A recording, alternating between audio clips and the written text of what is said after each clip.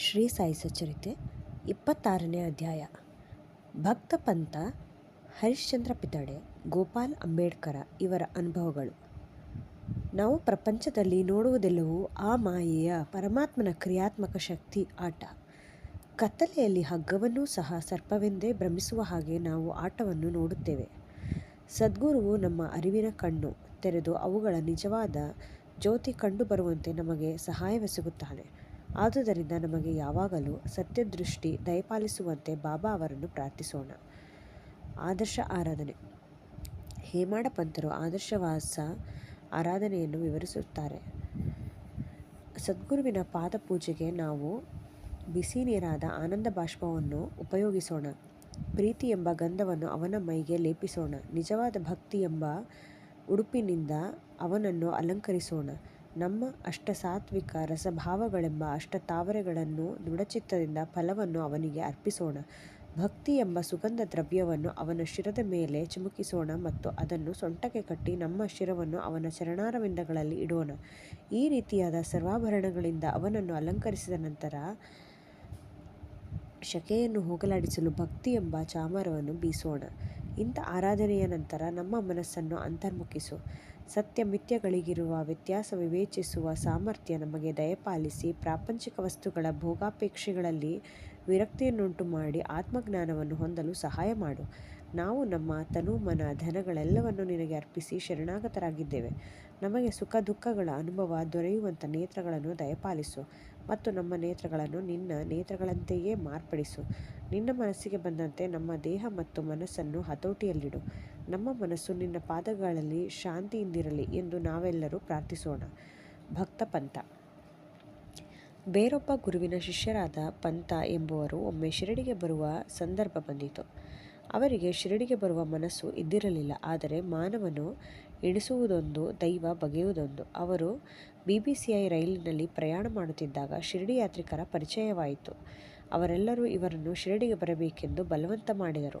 ಉಪಾಯವಿಲ್ಲದೆ ಒಪ್ಪಿಕೊಳ್ಳಬೇಕಾಯಿತು. ಅವರೆಲ್ಲರೂ ಮುಂಬಯಿಯಲ್ಲಿ ಇಳಿದರು. ಆದರೆ ಪಂಥರು ವಿರಾರಿನಲ್ಲಿ ಇಳಿದು ತಮ್ಮ ಗುರುವಿನ ಅಪ್ಪಣೆ ಪಡೆದು ಪುನಃ ಯಾತ್ರಿಕರ ಗುಂಪನ್ನು ಸೇರಿ ಶಿರಡಿಗೆ ಬಂದರು.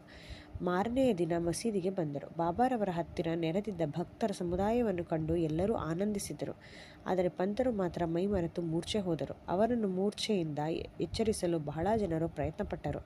ನಂತರ ಬಾಬಾ ಅವರು ದಯೆಯಿಂದ ಅವರ ಮೇಲೆ ನೀರು ಚಿಮುಕಿಸಲು ಪ್ರಜ್ಞೆ ಬಂದು ನಿದ್ರೆಯಿಂದ ಕಣ್ಣು ತಿಕ್ಕುತ್ತಾ ಎದ್ದು ಕುಳಿತರು.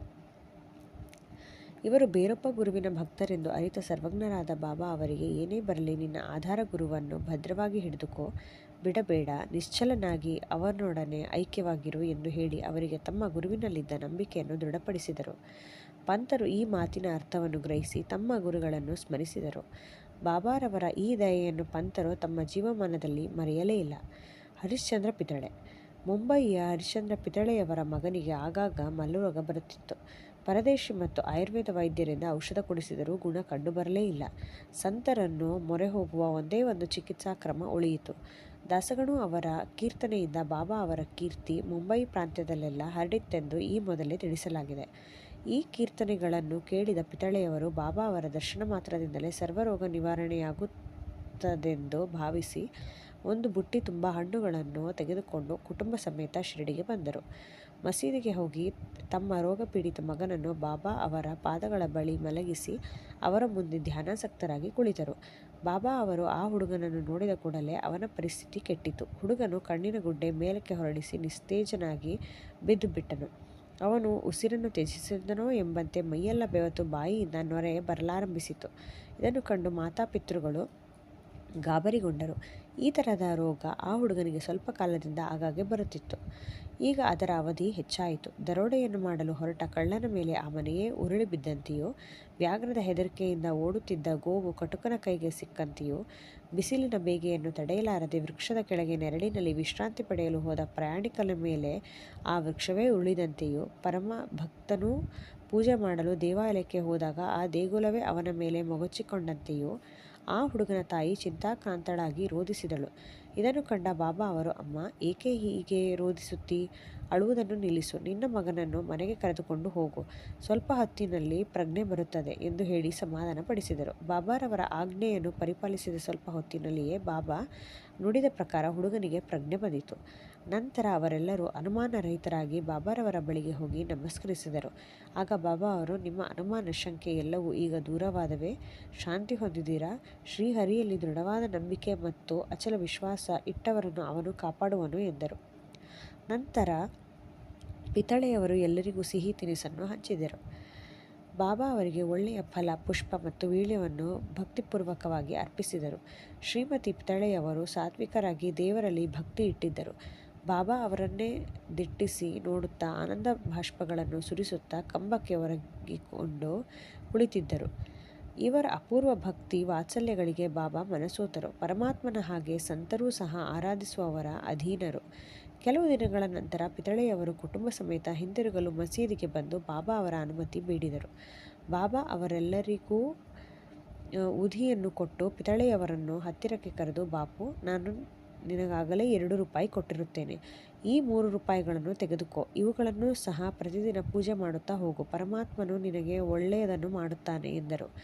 ಪಿತಳೆ ಹಣವನ್ನು ಪ್ರಸಾದವಾಗಿ ಸ್ವೀಕರಿಸಿ ಬಾಬಾರವರ ಆಶೀರ್ವಾದ ಪಡೆದರು. ನಂತರ ಬಾಬಾ, ನನಗಾಗಲೇ 2 ರೂಪಾಯಿ ಕೊಟ್ಟಿದ್ದೇನೆಂದರು. ಅದು ಹೇಗೆ? ನಾನು ಶಿರಡಿಗೆ ಬರುತ್ತಿರುವುದು ಇದೇ ಮೊದಲು. ಇದರ ಅರ್ಥವೇನು ಎಂದು ಯೋಚನಾಮಗ್ನರಾದರು. ಬಾಬಾ ಅವರು ಸಹ ಸುಮ್ಮನಿದ್ದರು. ಪಿತಳೆಯವರು ಮುಂಬಯಿಗೆ ಬಂದು ಶಿರಡಿಯಲ್ಲಿ ನಡೆದುದೆಲ್ಲವನ್ನೂ ತಮ್ಮ ತಾಯಿಗೆ ತಿಳಿಸಿದರು. ಬಾಬಾರವರು ಆಗಲೇ 2 ರೂಪಾಯಿ ತಮಗೆ ಕೊಟ್ಟಿದ್ದೇನೆಂದು ಹೇಳಿದ್ದನ್ನು ಸಹ ತಾಯಿಗೆ ತಿಳಿಸಿದರು. ಅವರ ತಾಯಿಗೂ ಸಹ ಮೊದಲು ಅರ್ಥವಾಗಲಿಲ್ಲ. ಸ್ವಲ್ಪ ಹೊತ್ತು ಯೋಚಿಸಿದ ನಂತರ ಅವರಿಗೆ ಹಳೆಯದೊಂದು ಘಟನೆ ನೆನಪಿಗೆ ಬಂದು, ಮಗನನ್ನು ಕುರಿತು, ನೀನು ಹೇಗೆ ನಿನ್ನ ಮಗನೊಡನೆ ಶಿರಡಿಗೆ ಹೋಗಿ ಬಂದಿರುವೆಯೋ ಅದೇ ರೀತಿ ನಿನ್ನ ತಂದೆಯವರು ಸಹ ನಿನ್ನೊಡನೆ ಅಕ್ಕಲಕೋಟೆ ಮಹಾರಾಜರ ದರ್ಶನ ಪಡೆಯಲು ಹೋಗಿದ್ದರು. ಅವರು ನಿಮ್ಮ ತಂದೆಯವರಿಗೆ 2 ರೂಪಾಯಿ ಕೊಟ್ಟು ಪೂಜಿಸಲು ಹೇಳಿದ್ದರು. ಅವರೂ ಸಹ ಶುದ್ಧ ಸಾತ್ವಿಕ ಯೋಗಿಗಳು, ಮಹಾಜ್ಞಾನಿಗಳು ಮತ್ತು ಸಿದ್ಧಪುರುಷರೂ ಆಗಿದ್ದರು. ನಿಮ್ಮ ತಂದೆಯವರು ಅವರ ಕೊನೆಯ ದಿನಗಳವರೆಗೆ ಅವುಗಳನ್ನು ಪೂಜಿಸುತ್ತಲೇ ಇದ್ದರು. ನಂತರ ಪೂಜೆಯು ನಿಂತಿತು. ಕೆಲವು ಕಾಲದ ಮೇಲೆ ನಮಗೆ ಆ ರೂಪಾಯಿಗಳ ನೆನಪೇ ಬರಲಿಲ್ಲ. ಅಕ್ಕಲಕೋಟೆ ಮಹಾರಾಜರೇ ಬಾಬಾರವರ ರೂಪದಲ್ಲಿ ಅವತರಿಸಿ ನಿನ್ನ ಕರ್ತವ್ಯವನ್ನು ನಿನಗೆ ಜ್ಞಾಪಿಸಿರುತ್ತಾರೆ. ನೀನೇ ಅದೃಷ್ಟಶಾಲಿ. ಆದುದರಿಂದ ಇನ್ನು ಮುಂದೆ ನಿನ್ನ ಅನುಮಾನಗಳೆಲ್ಲವನ್ನೂ ತ್ಯಜಿಸು. ಒಳ್ಳೆಯ ನಡತೆಯುಳ್ಳವನಾಗು. ಕುಲದೇವರನ್ನು ಮತ್ತು ರೂಪಾಯಿಗಳನ್ನು ಪೂಜಿಸುತ್ತಾ ನಡೆ. ಸಂತರ ಆಶೀರ್ವಾದವೇ ಶ್ರೇಷ್ಠವೆಂದು ಬಗೆದು ಸರಿಯಾದ ಜ್ಞಾನ ಮಾರ್ಗವನ್ನು ಅವಲಂಬಿಸು. ದಯಾಮಯರಾದ ಶ್ರೀ ಸಾಯಿ ಸಮರ್ಥರು ನಿನ್ನಲ್ಲಿ ಭಕ್ತಿಯನ್ನು ಪುನರುತ್ಥಾನ ಮಾಡಿರುತ್ತಾರೆ ಎಂದರು. ಮಾತೆಯ ನುಡಿಗಳನ್ನು ಕೇಳಿ ಪಿತಳೆಯವರು ಹರ್ಷಭರಿತರಾದರು. ಅಂಬೇಡ್ಕರ. ಗೋಪಾಲರಾವ ಅಂಬೇಡ್ಕರ ಎಂಬುವರು ಬಾಬಾರವರ ಭಕ್ತರಾಗಿದ್ದರು. ಅವರು ಠಾಣಾ ಜಿಲ್ಲೆಯಲ್ಲಿ ಅಬಕಾರಿ ಇಲಾಖೆಯಲ್ಲಿ 10 ವರ್ಷ ಕೆಲಸ ಮಾಡಿ ನಂತರ ಜವಾಹರ್ನಲ್ಲಿ ನೌಕರಿಯಿಂದ ನಿವೃತ್ತರಾದರು. ಬೇರೆ ಕೆಲಸ ಹುಡುಕಿ ವಿಫಲರಾಗಿದ್ದರು. ಅನೇಕ ತೊಂದರೆಗಳು ಮೇಲಿಂದ ಮೇಲೆ ಉಂಟಾಗಿದ್ದುದರಿಂದ ಅವರು ಬಹಳ ದುಃಖದಿಂದಿದ್ದರು. ಇದೇ ರೀತಿಯಲ್ಲಿ ಶಿರಡಿಗೆ ಪ್ರತಿ ವರ್ಷವೂ ಬಂದು ಬಾಬಾ ಅವರಲ್ಲಿ ಮೊರೆ ಇಡುತ್ತಾ 7 ವರ್ಷಗಳನ್ನು ಕಳೆದರು. 1916ರಲ್ಲಿ ಪರಿಸ್ಥಿತಿ ತೀರಾ ಹದಗೆಟ್ಟಿದ್ದರಿಂದ ಅವರು ತಾಳ್ಮೆ ಮೀರಿ ಆತ್ಮಹತ್ಯೆ ಮಾಡಿಕೊಳ್ಳಲು ನಿರ್ಧರಿಸಿದರು. ಆದುದರಿಂದ ತಮ್ಮ ಪತ್ನಿಯೊಡನೆ ಶಿರಡಿಗೆ ಬಂದು ಅಲ್ಲಿ 2 ದಿನಗಳನ್ನು ಕಳೆದರು. ಒಂದು ದಿನ ದೀಕ್ಷಿತವಾಡದ ಎದುರಿನಲ್ಲಿದ್ದ ಎತ್ತಿನ ಬಂಡಿಯ ಮೇಲೆ ಕುಳಿತು ಬಾವಿಯಲ್ಲಿ ಬಿದ್ದು ಹಸುವನ್ನು ನೀಗಬೇಕೆಂದು ನಿರ್ಧರಿಸಿದರು. ಅವರು ಮಾಡಲೆತ್ನಿಸಿದುದು ಒಂದು, ಆದರೆ ಬಾಬಾರವರ ಇಚ್ಛೆ ಇನ್ನೊಂದು. ಅಲ್ಲಿಂದ ಸ್ವಲ್ಪವೇ ದೂರದಲ್ಲಿ ಇದ್ದ ಖಾನಾವಳಿ ಮಾಲೀಕರು ಬಾಬಾರವರ ಭಕ್ತರೂ ಆದ ಸಗುಣ ಮೇರು ನಾಯ್ಕ ಹೊರಗೆ ಬಂದು ಏಕಾಂಗಿಯಾಗಿ ಕುಳಿತಿದ್ದ ಅಂಬೇಡ್ಕರನ್ನು ನೋಡಿ, ನೀವು ಅಕ್ಕಲಕೋಟೆ ಮಹಾರಾಜರ ಚರಿತ್ರೆಯನ್ನು ಓದಿದ್ದೀರಾ ಎಂದು ಕೇಳಲು ತಕ್ಷಣವೇ ಅವರಿಂದ ಆ ಪುಸ್ತಕವನ್ನು ಪಡೆದು ಓದಲು ಉಪಕ್ರಮಿಸಿದರು. ಹೀಗೆ ಆ ಪುಸ್ತಕ ಓದುತ್ತಿರುವಾಗ ದೇವಾನುಗ್ರಹವೋ ಎಂಬಂತೆ ಈ ಕೆಳಗಿನ ಉಪಕಥೆಯು ಅವರಿಗೆ ಕಂಡಿತು. ಅಕ್ಕಲಕೋಟೆ ಮಹಾರಾಜರ ಭಕ್ತರಾದ ಒಬ್ಬರು ಗುಣವಾಗದೇ ಇದ್ದ ರೋಗ ರುಜಿನಗಳಿಂದ ಬೇಸರಗೊಂಡು ಒಂದು ದಿನ ರಾತ್ರಿ ಆತ್ಮಹತ್ಯೆ ಮಾಡಿಕೊಳ್ಳಲು ನಿರ್ಧರಿಸಿದರು. ಆದುದರಿಂದ ಅವರು ಬಾವಿ ಹತ್ತಿರ ಬಂದರು. ಆಗ ಅಕ್ಕಲಕೋಟೆ ಮಹಾರಾಜರು ಅವರ ಸಮೀಪಕ್ಕೆ ಬಂದು, ಒಳ್ಳೆಯದೇ ಆಗಲಿ ಕೆಟ್ಟದ್ದೇ ಆಗಲಿ ನಿನ್ನ ಕರ್ಮದ ಫಲವನ್ನು ಅನುಭವಿಸಲೇಬೇಕು.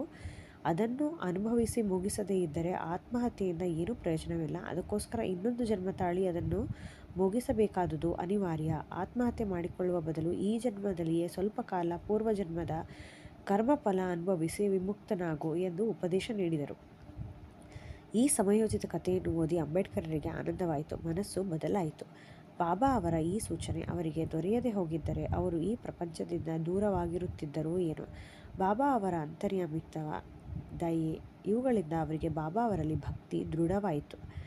ನಂತರ ಅವರು ಬಾಬಾ ಅವರ ಪರಮ ಭಕ್ತರಾದರು. ಅವರ ತಂದೆಯು ಅಕ್ಕಲಕೋಟೆ ಮಹಾರಾಜರ ಭಕ್ತರಾಗಿದ್ದುದರಿಂದ ಅವರೂ ಸಹ ತಮ್ಮ ಪೂರ್ವಜರ ಮೇಲ್ಪಂಕ್ತಿಯನ್ನು ಅನುಸರಿಸಬೇಕೆಂಬುದೇ ಬಾಬಾ ಅವರ ಆಶಯವಾಗಿದ್ದಿತು. ಅನಂತರ ಜ್ಯೋತಿಷ್ಯವನ್ನು ಅಭ್ಯಾಸ ಮಾಡಿ ಅದರಲ್ಲಿ ಪಾಂಡಿತ್ಯ ಗಳಿಸಿ ಹಣವನ್ನು ಸಂಪಾದಿಸಿ ತಮ್ಮ ಜೀವಿತದ ಕೊನೆಯ ದಿನಗಳನ್ನು ಆನಂದದಿಂದ ಕಳೆದರು. ಶ್ರೀ ಸಾಯಿ ಪ್ರಣಾಮ.